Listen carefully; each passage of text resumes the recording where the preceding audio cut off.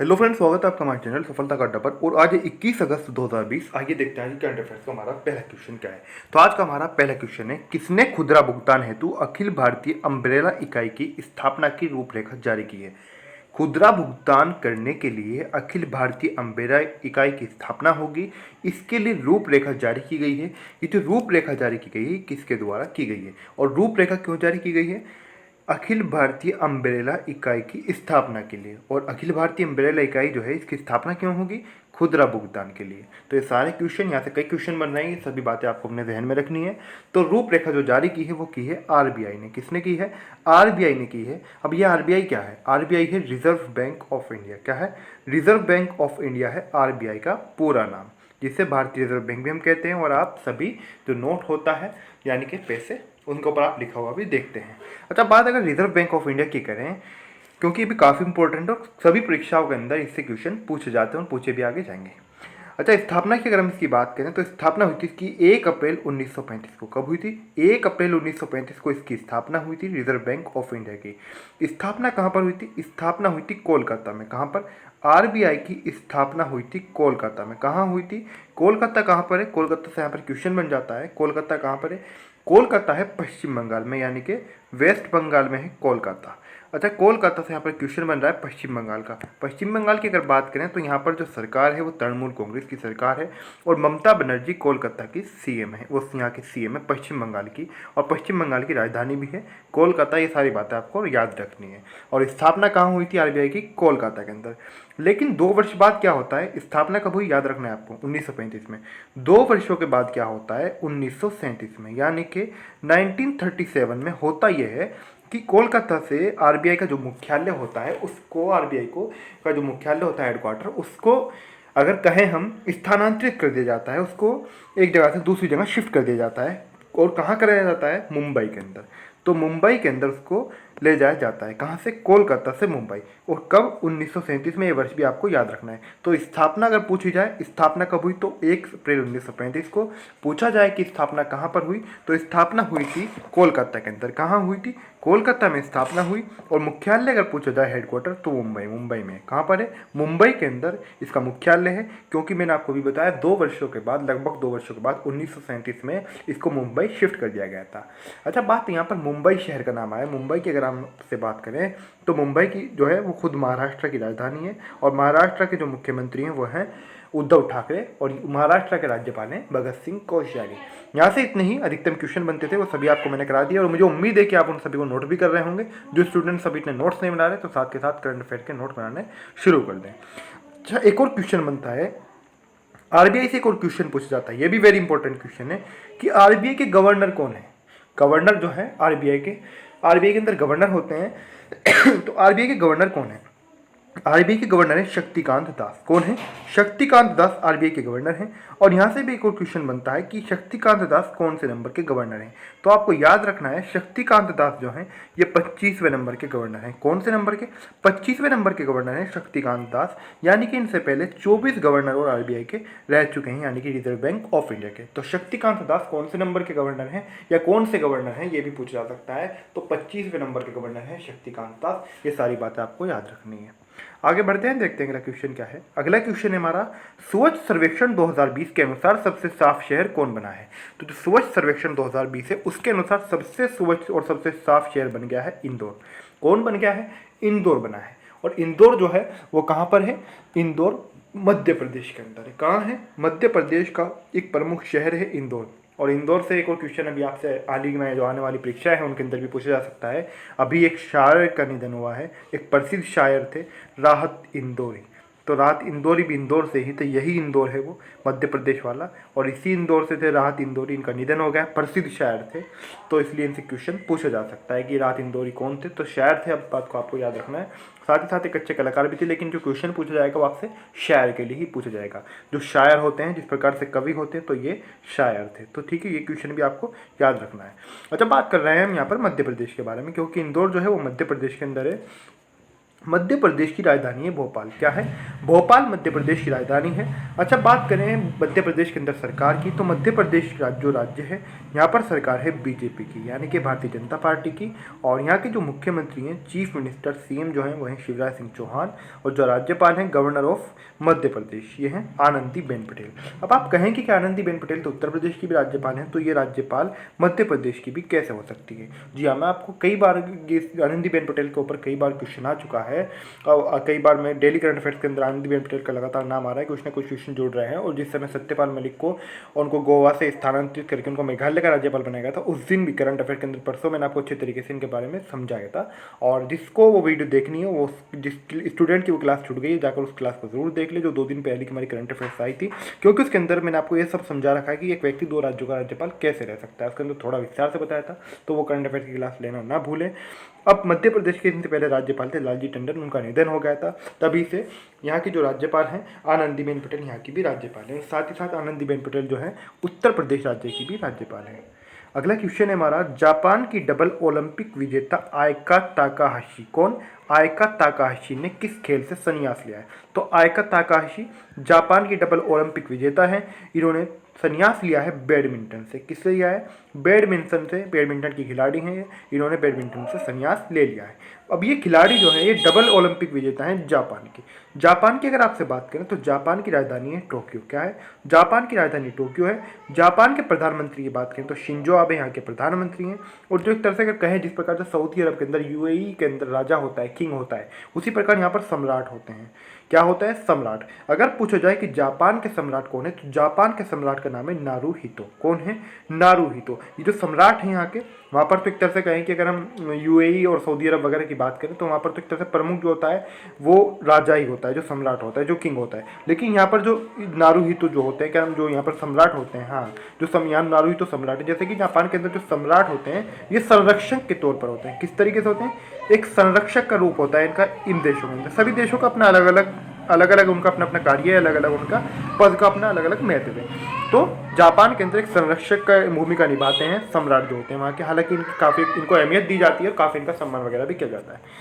ऐसा नहीं कि बस संरक्षक बना के छोड़ दिया। अगला क्वेश्चन है हमारा, किस देश ने राष्ट्रीय सुरक्षा का हवाला देते हुए चीनी ऐप्स पर प्रतिबंध लगा दिया है? तो 2 चीनी ऐप्स को बैन कर दिया है। और क्यों बैन किया है? राष्ट्रीय सुरक्षा का हवाला देते हुए। ये जो बैन किया है, ये किसने किया है? तो ये बैन किया है ताइवान ने। किसने किया है? ताइवान ने किया है।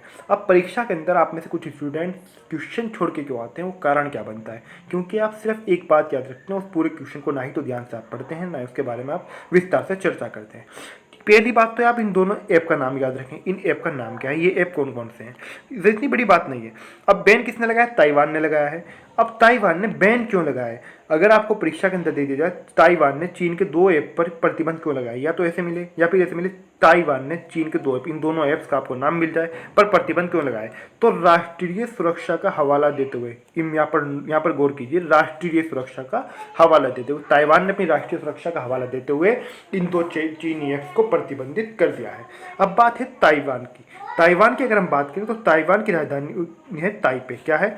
ताइवान जो है यहाँ की राजधानी है ताइपे। यहाँ पर गलत टाइप हो रहा है, ताइपे यहाँ की राजधानी है। क्या है? ताइपे। नोट कर लें, ताइपे राजधानी है ताइवान की। और जो यहाँ की राष्ट्रपति हैं वो हैं त्साई इंग-वेन। कौन है?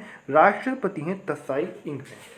अगला क्वेश्चन है हमारा, किसने सभी सेवारत व सेवानिवृत्त सैनिकों को ग्राम पंचायत प्रॉपर्टी टैक्स से छूट देने का फैसला किया है?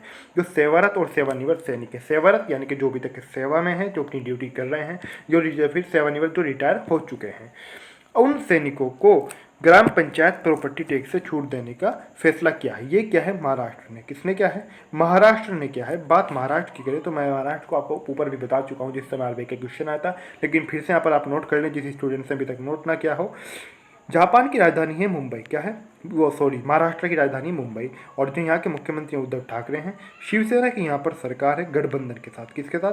गठबंधन के साथ शिवसेना की यहाँ पर सरकार है महाराष्ट्र राज्य के अंदर। उस समय मैंने वहाँ पर आपको ये बात नहीं बताई थी, ये भी आप नोट कर सकते हैं अगर करना चाहें तो, वैसे आपके याद रहेगा। और भगत सिंह कोश्यारी हैं यहाँ के राष्ट्रपति। कहाँ के राष्ट्रपति हैं भगत सिंह कोश्यारी? महाराष्ट्र राज्य के। अगला क्वेश्चन है हमारा, भारत में रोजगार आवेदन हेतु कोरमो जॉब्स ऐप किसने लॉन्च किया है? तो कोरमो जॉब्स ऐप लॉन्च किया है गूगल ने। किसने किया है? गूगल के द्वारा कोरमो जॉब्स ऐप लॉन्च किया गया है भारत के अंदर। कहाँ पर? भारत के अंदर लॉन्च किया गया है गूगल के द्वारा। बात अगर गूगल की करें तो गूगल की स्थापना हुई थी 4 सितंबर 1998 को। कब हुई थी? 4 सितंबर 1998 को गूगल की स्थापना हुई थी। गूगल का अगर मुख्यालय पूछा जाए तो मुख्यालय है इसका कैलिफोर्निया में। कहाँ है? कैलिफोर्निया में गूगल का मुख्यालय है। एक और क्वेश्चन अगर पूछा जाए, ये भी पूछा जा सकता है कि सुंदर पिचाई, गूगल के सीईओ कौन है? सुंदर पिचाई। सुंदर पिचाई के बारे में आपको एक बात और विशिष्ट रूप से याद रखनी है, सुंदर पिचाई जो है ये भारतीय मूल के हैं। कहाँ के हैं? सुंदर पिचाई भारतीय मूल के, और हम सभी भारतीयों के लिए बड़े गौरव और गर्व की बात होनी चाहिए कि सुंदर पिचाई जो है वो भारतीय मूल के हैं, नागरिक हैं। अगला क्वेश्चन है हमारा, ड्रीम 11 ने कितने करोड़ रुपए में 2020 सीजन के लिए स्पॉन्सरशिप राइट्स खरीदे हैं? तो कौन से सीजन के लिए? 2020 सीजन के लिए स्पॉन्सरशिप राइट खरीदे हैं। किसने खरीदे हैं? ड्रीम 11 ने। कितने करोड़ रुपए में? ये खरीदे हैं 222 करोड़ रुपए में। कितने करोड़ रुपए में खरीदे हैं? 222 करोड़ रुपए में खरीदे हैं ड्रीम 11 ने। आगे बढ़ते हैं, देखते हैं अगला क्वेश्चन क्या है। अगला क्वेश्चन है हमारा, रिलायंस रिटेल ने नेटमेड्स में कितने करोड़ रुपए में अधिकांश हिस्सेदारी हासिल की है? तो अधिकांश हिस्सेदारी हासिल की है किसने की है? रिलायंस रिटेल में से। और ये जो हिस्सेदारी हासिल की है ये किसमें की है? नेट्समेड में। किसमें? नेटमेड्स में हासिल की है। बात अगर यहाँ पर करें तो कितनी हिस्सेदारी हासिल की है? ये की है अधिकांश हिस्सेदारी, वो 620 करोड़ की। कितनी है? 620 करोड़। और अगर यहाँ पर बात हम आपसे रिलायंस रिटेल के बारे में करें तो जो रिलायंस रिटेल है इसकी स्थापना 2006 में हुई थी और इसका मुख्यालय भी मुंबई में है। कब हुई थी स्थापना? 2006 में, और यहाँ इसका मुख्यालय मुंबई में है, यानी कि हेडक्वार्टर। और मुझे यहाँ पर ये बात तो बताने की बिल्कुल भी आवश्यकता नहीं है कि मुंबई जो है वो महाराष्ट्र राज्य के अंदर है और महाराष्ट्र की राजधानी है, और महाराष्ट्र के अंदर शिवसेना की सरकार है, और महाराष्ट्र के जो मुख्यमंत्री हैं उद्धव ठाकरे, राज्यपाल भगत सिंह कोश्यारी। मैं नहीं मानता ये सब आपको बताने की आवश्यकता है, लेकिन मैंने आपको फिर से बता दिया। और इसी तरीके से, क्योंकि जब आप एग्ज़ाम्स के अंदर बैठते हैं तो आप में से कुछ स्टूडेंट जो होते हैं वो होपलेस हो जाते हैं और असहज महसूस करते हैं, और वहाँ पर इस तरह के जो आपके क्वेश्चन पूरी तरीके से याद होते हैं, पूरे साल आपको याद रहते हैं, वहाँ पर आप इनको भूल जाते हैं। उसका कारण होता है कि आप इन क्वेश्चन को रिवाइज़ नहीं करते हैं। तो साथ के साथ रिवाइज़ भी करें। आगे बढ़ते हैं, देखते हैं अगला क्वेश्चन क्या है। अगला क्वेश्चन है हमारा, देश की महिला क्रिकेट टीम ऑलराउंडर लोरा मार्श ने क्रिकेट के सभी प्रारूपों से संन्यास ले लिया। ये किस देश की महिला क्रिकेट टीम के ऑलराउंडर हैं? इन्होंने जो जितने भी क्रिकेट के सभी प्रारूप हैं उनसे संन्यास लिया है। क्रिकेट टीम की ऑलराउंडर लोरा मार्श, नाम याद रखना है, लोरा मार्श। क्या नाम है? लोरा मार्श इनका नाम है। इन्होंने संन्यास ले लिया है। तो लोरा मार्श ने संन्यास लिया है। यह है इंग्लैंड से। कहाँ से हैं? इंग्लैंड की जो महिला क्रिकेट टीम है उसके ऑलराउंडर हैं लोरा मार्श। इन्होंने सभी क्रिकेट के जितने भी प्रारूप हैं उन सभी से इन्होंने संन्यास ले लिया है। कहाँ की हैं? इंग्लैंड की हैं। अगला क्वेश्चन है हमारा, कोविड-19 फॉलोअप क्लिनिक कहाँ शुरू किए गए हैं? तो कोविड-19 फॉलोअप क्लिनिक शुरू किए गए हैं चेन्नई के अंदर। कहाँ पर? चेन्नई के अंदर इसको कोविड-19 फॉलोअप क्लिनिक को शुरू किया गया है। बात चेन्नई की अगर करें तो चेन्नई जो है वो तमिलनाडु राज्य के अंदर है, और चेन्नई तमिलनाडु की राजधानी भी, ये बात भी आपको याद रखनी है। तमिलनाडु की राजधानी भी है चेन्नई। और पूछा जाए कि तमिलनाडु जो है यहाँ के सीएम कौन है, तो सीएम है ई.के. पलानीस्वामी। कौन है? ई.के. पलानीस्वामी तमिलनाडु के सीएम हैं।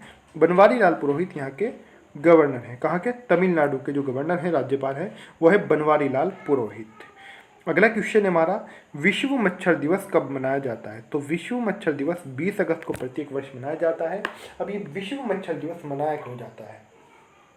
विश्व मच्छर दिवस मनाए जाने के पीछे कारण है कि जो विश्व मच्छर दिवस है, इसके जो मच्छर हमें काट लेता है या फिर मच्छर से जो बीमारियां फैलती हैं उसके प्रति जागरूकता बढ़ाने के लिए विश्व मच्छर दिवस प्रत्येक वर्ष 20 अगस्त को मनाया जाता है। यही इसके पीछे, इसको मनाए जाने के पीछे मुख्यतः कारण है।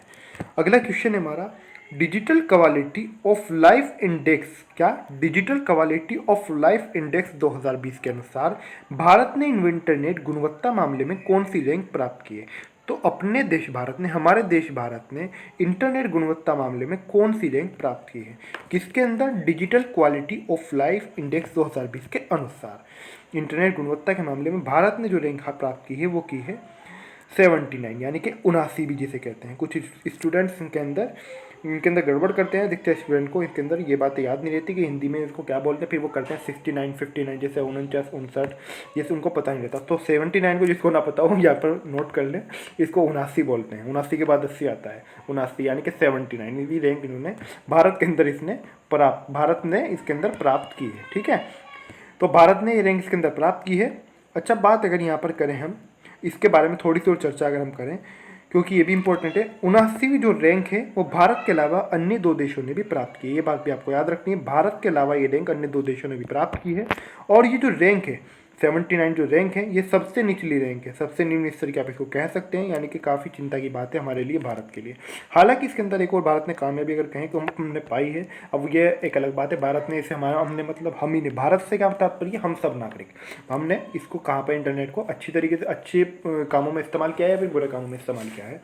तो इसके अंदर क्या है कि हालांकि सर्वाधिक इंटरनेट खर्च करने के मामले में भारत टॉप 10 में भी जगह बनाई है, यानी कि दुनिया में सबसे ज़्यादा इंटरनेट खर्च करने के जो मामले में जो सबसे ज़्यादा इंटरनेट खर्च करने वाले देश हैं उनके अंदर भारत ने टॉप 10 के अंदर भी अपनी जगह बनाई है। इसके अंदर भारत कामयाब रहा है। ठीक है, तो ये बात आपको, सभी बातें जो तीनों चारों बातें आपको सब याद रखनी, क्योंकि ये भी क्वेश्चन का ही हिस्सा है। आज की जो हमारी करंट अफेयर्स है वहीं पे समाप्त होती है। आपको वीडियो कैसा लगा प्लीज़ कमेंट करके ज़रूर बताएं, कमेंट करना ना भूलें, कमेंट ज़रूर कर दें। आज की जो हमारी करंट अफेयर्स है आपको अच्छी लगी तो प्लीज़ लाइक और शेयर ज़रूर करें। वैसे आप डेली ही लाइक और शेयर करते हैं, उसके लिए आप सभी का धन्यवाद। और जो स्टूडेंट लाइक और शेयर अभी तक नहीं करते तो प्लीज़ लाइक और शेयर ज़रूर कर दें। वीडियो को लाइक भी करें, अपने फ्रेंड के साथ शेयर करें। अगर आपके पास कोई एजुकेशन ग्रुप है तो प्लीज़ उसमें भी ज़रूर शेयर कर दें। कोई आपके पास ग्रुप है इंस्टाग्राम में, फेसबुक में, या फिर कोई यूट्यूब आपके पास इंस्टाग्राम फेसबुक के अलावा आपके पास ट्विटर पर या फिर जहाँ पर भी आप शेयर कर सकते हो, वहाँ जो भी प्लेटफॉर्म पर, वहाँ प्लीज़ इसको ज़रूर शेयर करें। और अभी तक आपने हमारे चैनल सफलता का अड्डा सब्सक्राइब नहीं किया तो प्लीज़ ज़रूर सब्सक्राइब कर दें। सब्सक्राइब करते समय आप एक बात का विशेष रूप से ध्यान रखें, जब आप सब्सक्राइब कर रहे हो तो बेल आइकन को प्रेस करना ना भूलें। प्लीज़ बेल आइकन ज़रूर प्रेस करें।